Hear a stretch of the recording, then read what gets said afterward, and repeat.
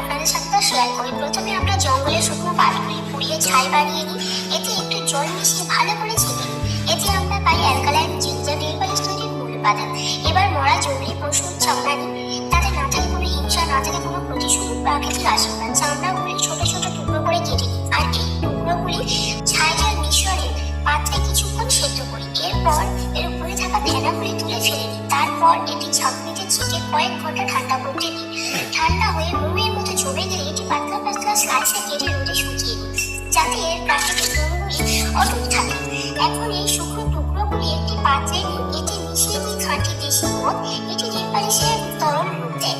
এটিকে কিছুক্ষণ হালকা আঁচে গরম করি। এরপর আমরা সুগন্ধি গোলাপের পাপড়ির গুঁড়ো এতে মেশাই, আর মেশাই সামান্য মধু। তাতে নেল পালিশ শুধু রঙই নয়, ঘ্রাণই নয়, এতে নখের পুষ্টিও যোগায়। নেল পালিশ তৈরির এই পদ্ধতি যদি আপনাদের ভালো লাগে তাহলে অবশ্যই লাইক, কমেন্ট করবেন এবং সাবস্ক্রাইব করে আমাদের পাহাড়ি পরিবারের সাথে